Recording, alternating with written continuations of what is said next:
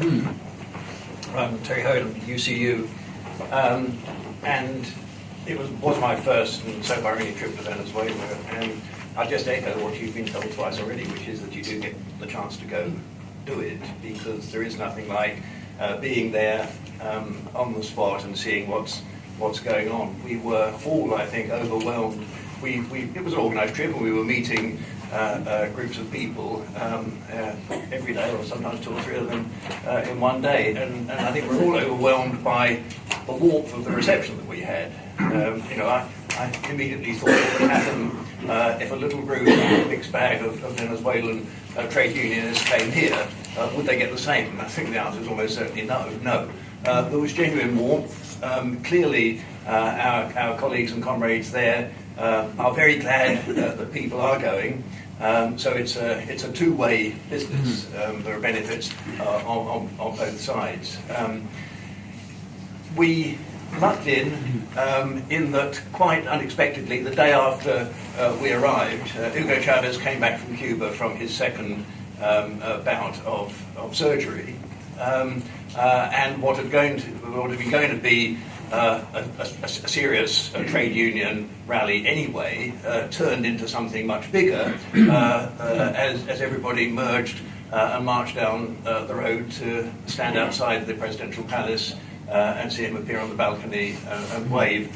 And it was just astonishing. I mean, the number of people and the enthusiasm. Most people here, I expect, have been in big rallies in this country where we're marching through the streets of London or wherever protesting about something and trying to change it. And you get that sense of shared enthusiasm. Being in a similar event, very large scale, very crowded, very noisy event, where people are marching because they've got something positive to say, because they're celebrating what's happening, it was such an exciting and stimulating experience, and you do get that sense going around and talking to people, but this is the real thing, this is what people want, and people are optimistic and looking forward to things happening.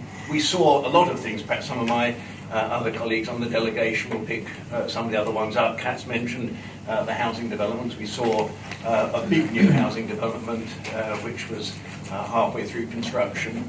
There are so many positive things, optimistic things, constructive things going on.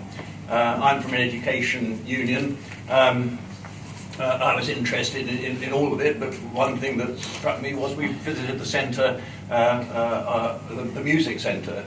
They have their training centre for music teachers who are going to go out into the communities around Venezuela and promote orchestral playing among children in schools there. Like everything else, it's free. It's not something that you pay for if you've got the dosh. They all get it. We see primarily in this country, I think, the kind of showcase orchestra that emerged from the Simon Bolivar Orchestra. Used to be the youth orchestra, which sells out every time it goes anywhere. That's great, but the music program actually is much bigger and much more broadly significant than that. It is to encourage orchestral playing in schools. There are some copies of it, some spin-offs from it in this country, fortunately. It's a pity that it's not more widespread than it is, which is there not just to promote or to produce top-flight musicians. It's there to use music, to use collective musical performance and practice and so on for its broader educational purposes, with all that brings. It encourages intellectual development, it encourages socialization, it gives people who are in disadvantaged communities an outlet for free expression and the ability to grow in confidence and so on. Something like that is so positive compared with what we're seeing here all the time, where education is under threat from all corners. Kevin over there will know more about the school situation than I do. I'm in the university and higher education area, but the fact that we're encouraging or demanding that people pay for their education if they can afford it, and if not, tough luck for them. So do go. It was a great experience. There are so many things: housing, medicine, education, all the things that we see here under threat are there being offered on a wider and wider scale for nothing, because that is what society needs. It can be afforded, it can be paid for, and it all depends on having a different attitude to our social responsibilities to the people around us.